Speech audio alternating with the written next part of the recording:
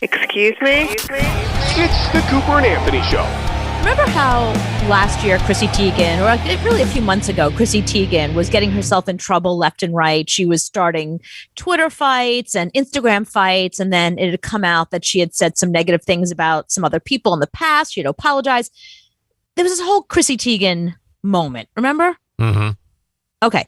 So she has been relatively quiet on social media since all of those controversies, just because it was enough already, you know? Well, and her publicist said, you don't say a word for 6 months. Just sit there. We're taking your phone away. Right. That's it. You can't even go near a phone. Yeah. Yeah, take it back. And the thing is, she got off Twitter, then she got back on Twitter, then she got off Instagram, she got back on Instagram. So it was almost like, erase. Now I'm back. Fresh, new year, new me, like that kind of thing. So she has been good. She's been very quiet and just posting like, hi, here I am making a sandwich. Hi, here's my child. Very non-controversial things. Mm-hmm. So there's this comedian named Heather McDonald, and she's more of a writer than anything else. She's written for the Wayans Brothers. She's best known as a writer and a panelist on Chelsea Handler's show for Chelsea Lately. So in case you don't know who Heather McDonald is, and you probably don't, she's not famous. She's somebody who, if you're in LA and you know about writers, you know about her. Mm-hmm. But she's not like super famous. So I want to just give you a little taste of who she is, just so you understand who it is we're talking about. Here's everybody to Heather McDonald.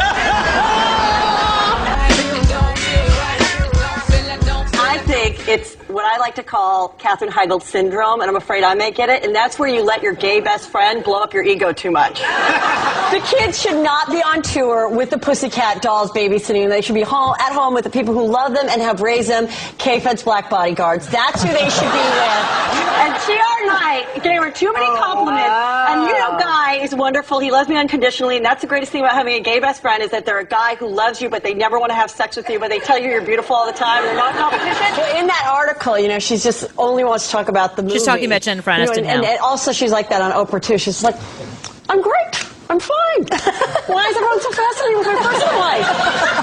I'm thrilled. Okay, so you got her bits, right? Mm-hmm. She talks about, her thing is to talk about celebrities. Okay. That's her thing.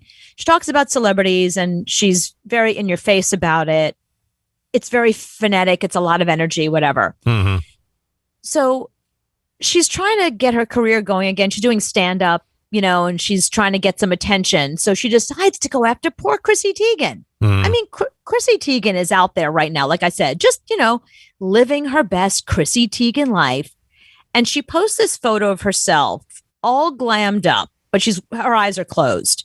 And Chrissy Teigen writes something underneath it, like it writes a caption, something like, you guys are too conditioned to seeing perfection. If I ever post anything not perfect, I get comments like, why would she post this? Or, I love you, girl, but this isn't flattering. So she says, I don't care about curating my Instagram to be perfection. I'm a mess. I'm chaotic. And this will always reflect that. Something to that effect. Mm-hmm. Okay. For some unknown reason, this really bothered Heather McDonald. So first she comments under the photo and she says, these humble brags of this is an unfiltered picture. So say whatever mean thing you want to say, because this way people actually write me nice things saying I still look great. Like that's so 3 years ago, Chrissy. Mm-hmm. Okay. So that wasn't enough for her. I guess she didn't get enough traction on that. Not enough people noticed or commented. So she reposts this picture of Chrissy Teigen all glammed up with her eyes closed.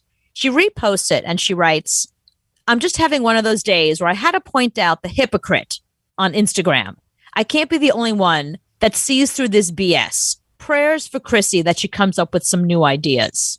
Mm-hmm. So she's basically saying that like Chrissy Teigen still looks gorgeous. And this one picture where she happens to have her eyes closed that's not really like you looking, that's not really a bad day. Like if we want to see you on a bad day, we want to see you with like no makeup and, snot coming out of your nose and a kid that just threw up on you. Like, give us real, if you want to give us something real, give us something actually real. Mm-hmm. So her timing was terrible because she posted that thing on the same day. It was the 1-year anniversary that Chrissy Teigen and John Legend lost their baby. Remember last year? Yeah, remember that? Oh, no. It's been a year now? It's exactly a year. Oh, it's exactly a year. Yeah. Bad move. The timing is terrible. So Chrissy Teigen, who hadn't seen this yet, posted a photo of herself in the hospital bed with John, and they're crying. Yeah, that famous photo that went everywhere. Right. And she reposted it, and she was like, I can't believe it's been a year and I'm so heartbroken, whatever she said. And then she finds out that for some reason this random comic is coming after her.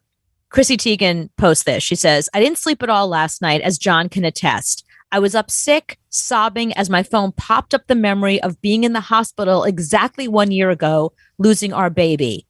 So maybe I'm a little sensitive today, but fuck off. That's what she says to Heather McDonald. Nice. Yeah. So TMZ picks up the story, of course, because here, they love, this is a little, I have to say, this is a little bit misogynistic. They love women beefing. They love women going up against each other. Men do this all the time. They don't get the kind of coverage on TMZ that a woman going after a woman gets. So let's just put that aside for a second, because that's not this conversation. So TMZ posts this whole thing, and what does Heather McDonald do? She reposts it, and she writes this whole big long thing about, Chrissy posting a flattering photo in glam, and I was pointing out the hypocrisy, and she's still going after her. This is a whole big long thing about Chrissy's a model, and we shouldn't feel bad about her having one bad photo. Blah, blah, blah. I mean, girl, the woman lost her baby a year ago, and she's great. Your timing, give it a rest. Well, I could say you should cancel her, but you have to be somebody to be canceled. I mean, I guarantee she has a couple of thousand followers, and that's it. I mean, she's a writer on Chelsea Handler's TV show, which I don't even think exists anymore. And I don't think 3 people watched it when it was on. Well, no, she has 270,000 followers. Okay. Because she has a podcast where she dishes on celebrity, and she does stand-up comedy, and she has comedy specials. She's on Amazon. She's on Still Netflix. Not famous enough to be canceled. Right. So with somebody like that, you just look the other way. You don't have to go after them and cancel them. You just say, "You're screaming up, idiot." Right. Yeah. You should be punching. Don't punch up. Punch down. Punch down. Exactly. But that's the thing. Chrissy Teigen acknowledged it. When Heather McDonald posted the comment on Chrissy Teigen's page, nobody cared and everyone ignored her. So she had to keep going after her to get some attention. And then she finally did. And Chrissy Teigen would have done well for herself to just ignore her. Let her say whatever she wants. She did post at one point. She did say, why do people who hate you follow you? I understand. That makes perfect sense. If you hate somebody, just don't follow them. Why give them the oxygen? Block them where they can't see you. Well, I think blocking is sort of an aggressive thing to do. That says what you did. You go after me on the year anniversary of my kid's death, I'm gonna block you. Sorry. Well, I guess that's true. Yeah, you're a complete douchebag. I'm blocking you. Yeah, but after she had heard that it was the 1 year anniversary, she's still going after her. Yeah. So she's a complete asshole. I've had it with assholes today. Right. Yeah. It seems a little insensitive. And as a woman, and I think she's a mom too. So as a mom and as a woman, I just feel like that's really hitting below the belt. That's too much. It's beyond insensitive. It's actually cruel. And when you see what day it is and you understand, then you should go, uh-oh, I need to shut my mouth and go back into hiding. Right. But not keep it going and not call your friend at TMZ saying, look what happened. Can you post this? Well, no. TMZ picked up the story. They don't. You're right. Maybe Heather McDonald was the one to pick it up and call TMZ and be like, she called somebody over there and said, hey, Chrissy Teigen. I'm having a beef. Yeah. Yeah. Retweeted me. You want to get on this story. It could be something big for you. So I guarantee she called somebody up over there. And then she turns it into a promotional moment because I guess she's on tour right now doing a comedy tour. So at the end of this big long rant where she's still going after Chrissy, she's like, and by the way, I'll be performing at Chuckles in Cincinnati. Come see me. Oh, shit, it's upgrade. It's the Cooper and Anthony Show. So here's the headline for you. You ready? Okay. Man is exposed to virus, refuses treatment, and dies. Right. Okay. That's been happening. This is a big story today. Why? People that are getting COVID that won't get treatment? No, it's not COVID. It's rabies. No. He was on his back deck a couple of weeks ago in Lake County, wherever this is, Illinois. So Lake County, Illinois, he's on his back deck. A bat was back there and bit him on the neck. Oh my! A bat literally bit him on the neck like a Bit him vampire on biting the you on a neck. neck? Oh. That's a cliche. Okay. But how great is that? You're like, oh, yes. Got bitten by a bat. Now I'm a vampire. But no, Right. he's not a vampire. And he doesn't sparkle in the sunshine. The bat had rabies. The guy goes to the doctor, and the doctor said, all right, it really sucks to have rabies. You have to go through this regimen. You have to get the vaccine. You have to do. No, I don't want the vaccine. Okay. I've had enough of vaccines. You're not going to give me a vaccine. I'll be fine. And the doctor said, but this is rabies. This is not. No, but he said, no, I'm not doing any vaccine. You doctors have been trying to push vaccines on me for months now. I'm not going to do it. I've lived this long. He's in his 80s. So I've lived this long. Oh. I will be fine. I don't want any vaccine. So he's dead now. Oh my God. And the thing is, I think I've read that dying of rabies is a very, very terrible death. Well, it's not like one day you wake up and like you just, ooh, and that's it. You're out. Yeah. No, I think it's a pretty bad death too. Yeah. And getting shots for it, I heard, really suck because you got to put the shots in your stomach or some crazy crap Yeah, like but you that. get to live afterwards. Oh, is that it? No, this guy didn't want any vaccine. So he's like, no vaccine.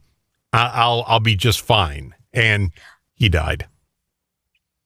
Well, but that's his choice. He made that choice. He was given the options by the doctor.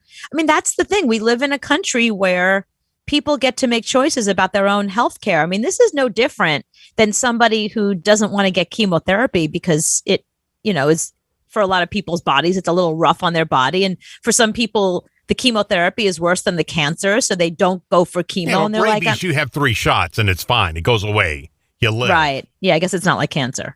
No, I think after today, because today there was a story that the parents in this county in South Carolina are suing the school system so their kids don't have to wear masks. And I watched it and I said, at what point did I wake up in the fucking Twilight Zone? Right. What? They're trying to protect your kids. You're like, no, sue you. They're suing the school system for trying to keep their kids safe. I don't know where I woke up in the wrong dimension.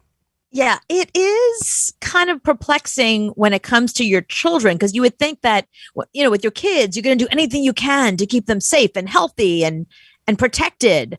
So, yeah, it kind of goes against the natural instinct that you would think parents have. Maybe you can say, no, I don't want my kid to wear a mask. I said my piece, but they're going to wear a mask anyway. But no, let's take the school system to court so Johnny doesn't have to wear a mask, so Johnny can breathe when he's in math. Okay, so when the kids play football, let's say there's a boy, and part of the uniform is to wear the helmet to protect your head. Are these also parents who are like, no helmets? I want my kid to breathe fresh air. I don't want a helmet on my kid when they're running up and down a football field. Yeah, no pad, no cup. Screw the cup. Right. Don't wear the cup. Your nuts will be fine. If you get kicked in the nuts, you'll be fine. I don't know. Why stop there? Why put your kid in a seatbelt or a baby seat, whatever you got to put your, whatever legally you have to do there? Why stop at masks? There are so many things that legally the government is telling you what to do to protect your kid. It's your kid. But 5 years ago, we wouldn't let kids play outside anymore because we were afraid of people taking them. Stranger danger, yeah. Helicopter parents, you heard that term, that they wanted to do everything to protect their kids. And now it's like, just whatever. I'm done. I don't even want kids anymore. They piss me off. Don't wear a mask. Breathe. That sounds like the same family that has the grandpa who just died of rabies because he refused to get a rabies shot. Yeah. No, no vaccine for me. No, that's government trying. Dude, you're going to die in like a week if we don't give you this one shot. No, screw it. I'll die. It's a bat. It's not COVID. Right. It's not. You didn't get bit by a dog. You didn't get bit by like a kitten. It's a bat. It's a bat. It has rabies. You're going to die. No, it will hurt for 5 seconds when we put the needle in you. No. But that's men for you. I got to tell you, as somebody, you don't know because you're a man, but as a woman who's had to deal with men, whenever they get sick or something happens, men are like, I'll be fine. But your arm is hanging off of your shoulder. No, it'll be fine. No, when it comes to rabies and the doctor said the animal that bit you has rabies, I'm going to say, yeah, fix me, do whatever you want. Right. I mean, I still get a flu shot. I still try to prevent... I want to prevent bad things happening to me. Right.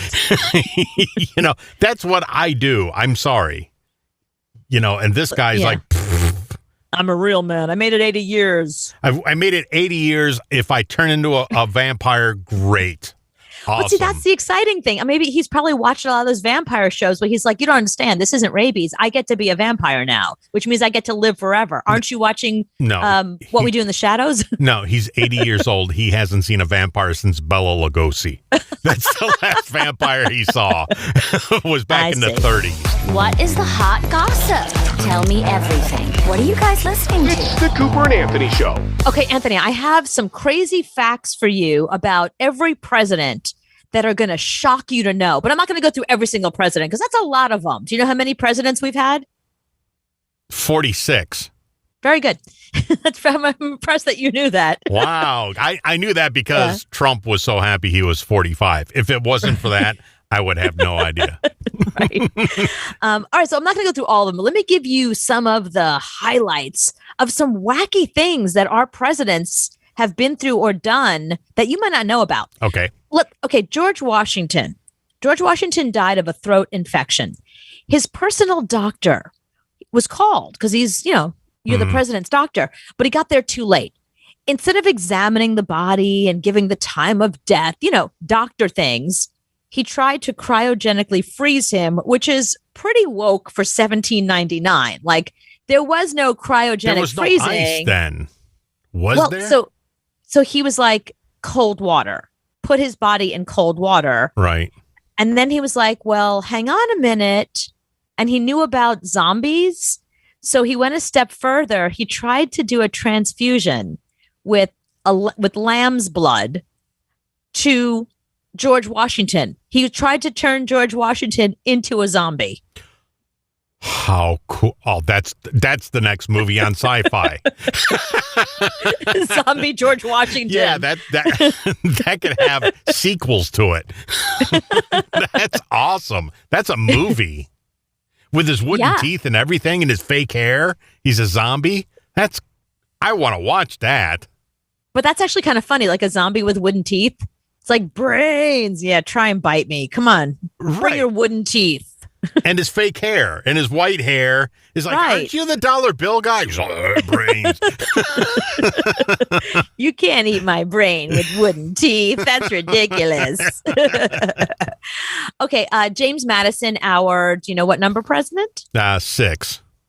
4th, very close. I'll give that one to you.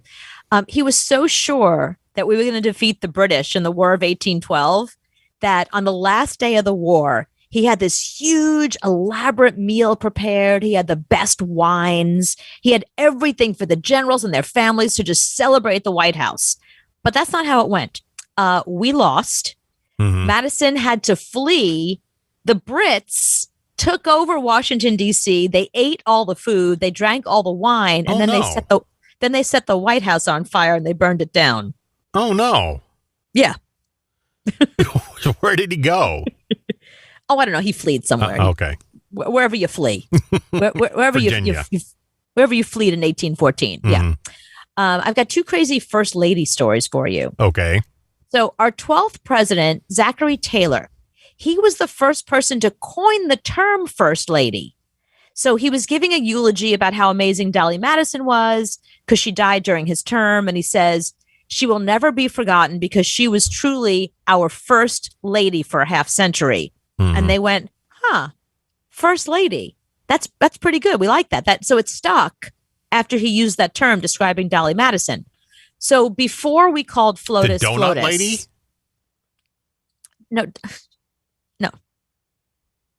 No, President Madison's wife. Oh, but she owns donuts.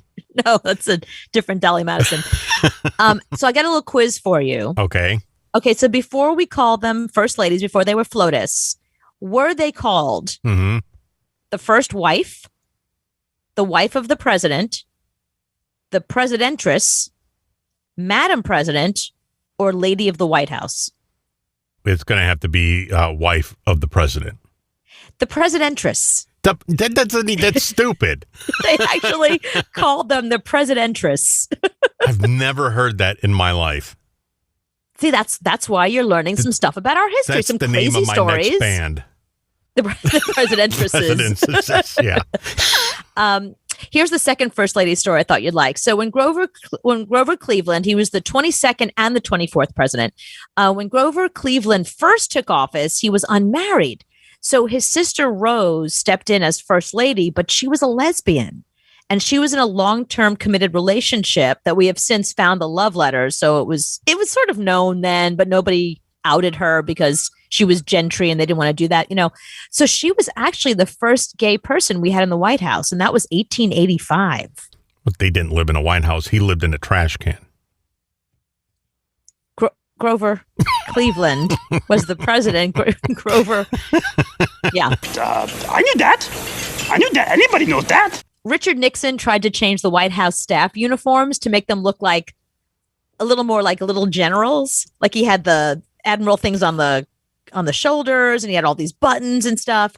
But they ended up looking like children in marching bands, and they got made fun. He got made fun of in the press, and it was the biggest joke. So they had to scrap the idea, and they donated the uniforms to a nearby high school's marching band. So it was a marching band uniform. It was. It actually was. Yeah, and the kids that wore it for the marching band were like, finally, new uniforms. Yeah. I have 2 more good ones for you. JFK, John F. Kennedy. Mm-hmm. His brain is missing. Of course it is. It's on the back of the Lincoln. Oh, I see what you're saying, because he got shot. Yeah. Well, there was some brain left, I guess. So okay. Following his autopsy, his brain was stored in the National Archives, which apparently has a section for brains. But in 1966... That's where George Washington Zombie would break into. I'm writing this movie right now. Yeah, he goes, and there's those jars with the bubbles. Yep. And there's all the brains, and then the zombie George Washington's like, wooze, John F. Kennedy, and he goes down, and yeah. Wait a minute, that's where John F. Kennedy's brain is, because it's missing. They found out in 1966. They couldn't find it. It was missing. You're right. Zombie George Washington ate JFK's brain. Yep. That and the backseat of the Lincoln. Right. So it's a combination of 2 places. And here's the last one. This one I didn't know. This is really recent. So Barack Obama is insured against crocodile attacks. Is he really? Yeah. So when you hear like Lloyd's of London and they insured like Jennifer Lopez's voice or Mary Hart's legs or, whatever, that kind of thing, like a weird insurance. Mm-hmm. Barack Obama is insured against crocodile attacks because he went to Australia twice, and the Australian government was worried that he was going to be attacked by crocodiles while he was there and touring, because apparently that's a problem there. So they bought him insurance. They bought him crocodile insurance. The Secret Service couldn't protect him from an alligator. I guess not. They don't move that fast. So, well, yeah. You know what? Don't go near a swamp if you're the president. That's how you figure that out. Right. That's crazy. I wonder what kind of insurance presidents have on them and who gets like that when money. They travel? Yeah. And who gets that money if it happens? Well, their families. Does it like anyone else. Yeah, we wouldn't get the money. Well, speaking of presidents, I mean, John Hinckley now is up to get out of jail. The guy that shot Reagan. Is that the one who was in love with Jodie Foster? Yeah. So he's now going to be out of... How the hell do you shoot a president and get out of jail? And stalk Jodie Foster, and they let you out of jail. And shot a guy to where he can't walk now. Right. You shot a couple of people that day, and now you're going to get out of jail. I don't understand that at all. Yeah, I don't understand it either. So what's the reason? What's the reason they're giving for allowing him out of prison? He had such an easy sentence because he could leave for a couple of days a month and go home and spend time with his mom. And yeah, it was really crazy. What? Yeah, it was crazy what he could do. And I never understood that. He was allowed to just leave prison for the day and go to Target. Once Reagan died, then he was allowed every now and then to leave. But you got to promise you'll come back. Okay, I'll come back. So he would always come back. So now they're going to let him out. Okay, so it wasn't the fact that he was just trying to shoot presidents in general. He just really hated Reagan. He was only after Reagan and Mrs. Reagan. He was after both of them. And now that they're both dead, right? Then he got his wish. Right, but how? I don't understand how you can shoot a president and ever get out of jail. I don't understand that. Right, I agree. And like I said, and he famously stalked Jodie Foster, so she's probably pretty scared. Yeah, she's right? Like, come on. The guy hated 3 people in this world, and I'm one of them. And you're letting him out. When I was in grad school, I was minoring in forensic psychology. So I had to take classes at Fordham Law School. And one of the things they would teach us was law and psychology. And they taught us about the Hinckley defense, because that's like a thing now. That's like a thing in courts that if you have a certain mental illness, they take that into account now. So if you have a mental illness and you kill somebody, that's different if you just kill somebody. Let's say you're complete batshit and you shoot somebody and they die. You shouldn't get out of jail. I don't care if you are crazy. No, I agree with you. I'm not saying anything. I'm just saying that case was precedent setting because of them finally taking into account mental illness. Mm-hmm. Before that, it was just like, you shot somebody, you're going to prison. They didn't care why. So mental illness started to become a thing. But, he's still obsessed with Jodie Foster. It's still a problem. She should be like, no, you cannot let this guy out. Like, I'm famous. He knows where I am. And he's known for shooting famous people. No, nobody has seen her in 20 years. So she's fine. Good luck finding her. Yeah, we haven't seen her since Contact. So nobody's finding her. But let's say somebody is that crazy. Mm-hmm. Can they ever be cured? I mean, it depends on what mental illness they have, and is there medication that could help them? If they're schizophrenic, I guess there is medication you can take. But if you don't take it, no, that's the biggest problem. You have to take the medication, and once you're out of prison, see, if you're in prison, they make you take the medication every single day. You show up, they put it in your mouth. They watch you take it. You can't cheek it. They make sure that you take the medication. Once you leave prison, there's nobody there to make sure you stay medicated. And that's when problems happen. That's usually what happens is once they leave, they stop taking their medication. And then we have real problems again. Mm-hmm. Yeah. So if he gets out and he says he's crazy and he was never cured, then he's always going to be crazy. So you can't let the guy out. Think of it like this. Somebody else. Think of it like this. They let him out and you know where he moves? Your neighborhood. Right. You want him living next door to you? Exactly. Right. That's how you can't think of it in a global sense. Like, well, should we let him out or not? No. Do you want him living near you? No. if you can find me somebody who'd be like, sure, come live with me, John Hinckley Jr. Mm-hmm. No, I don't. I think that's a situation that you cannot let somebody like that out of prison. It's too dangerous. Yeah, and when he shoots somebody else, you go, we told you don't do that. Who and could you have did seen it that anyway. coming? Yeah. Right. What do you mean he's unmedicated? Who could have seen that coming? Jodie Foster got shot? Really? He Right. found her? How did he find her? We can't find TMZ can't find her.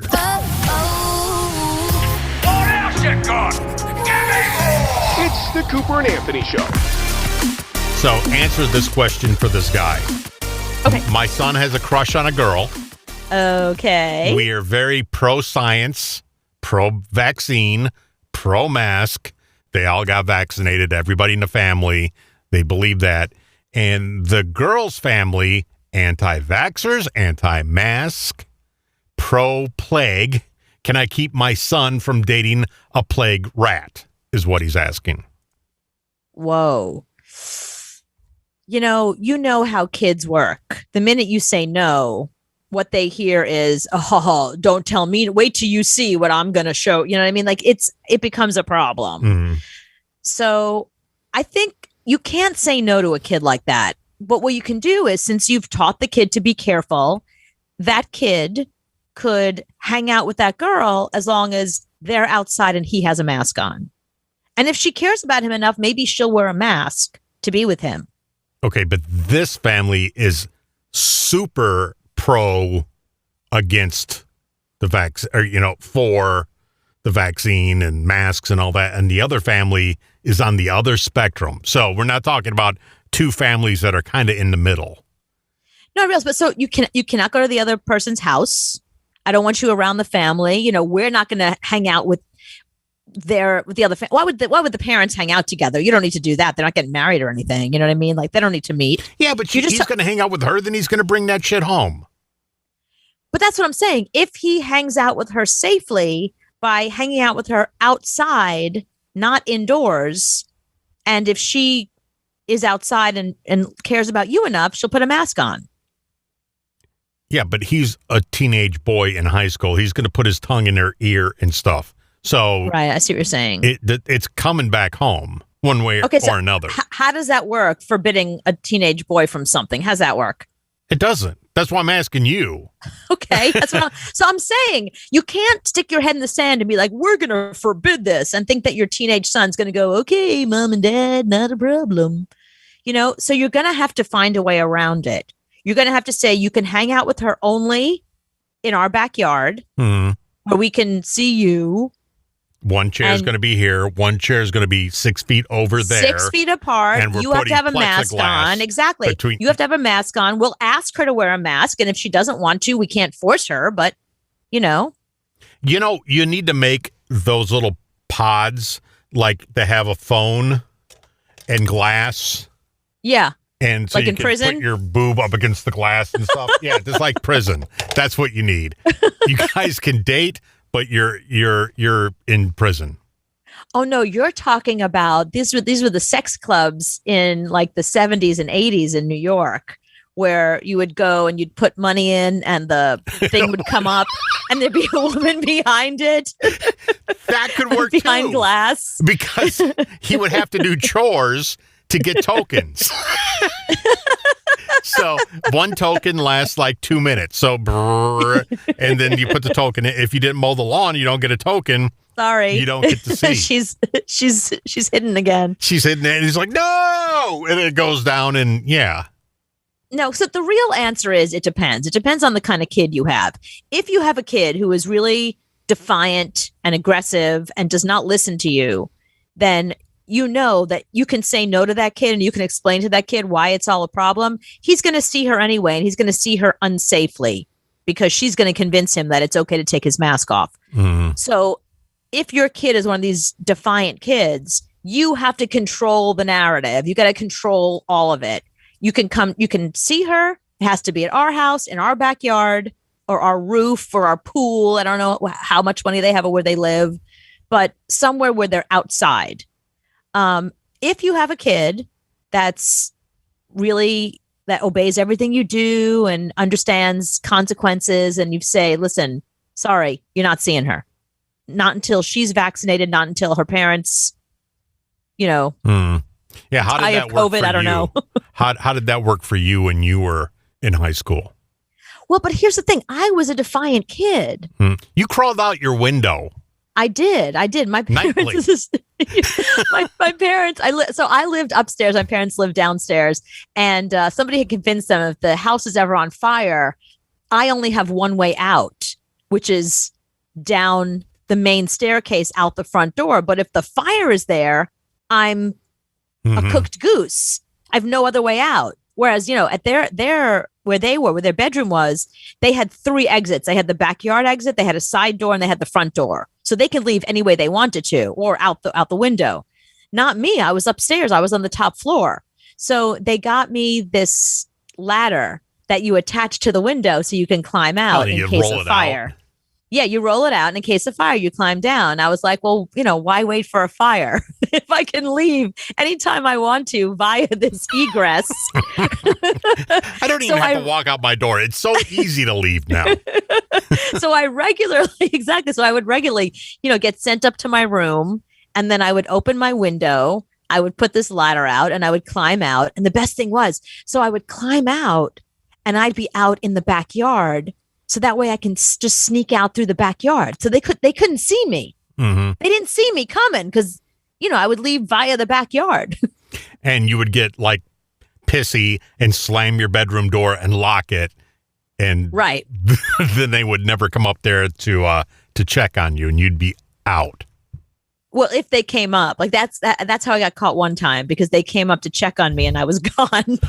Oh no. I was gone and the window was open and the ladder was there. The problem is you got to leave the ladder. You can't take the ladder with you because it hooks onto the window. So yeah, you're screwed. You got to leave it down. Yeah. What else? What choice did I have? Can you picture my parents coming upstairs and finding me not only not in my room, but the window open and the ladder? Like she clearly escaped. Like she made her great escape. Or your dad had to go to the store to get cigarettes, and he pulls out, and there's me. The ladder. There's the ladder, right in front of the house. Going, I don't think that was there when we went to bed. That doesn't look good. So that's why it was brilliant. The ladder, the window that I used for the ladder was to the backyard.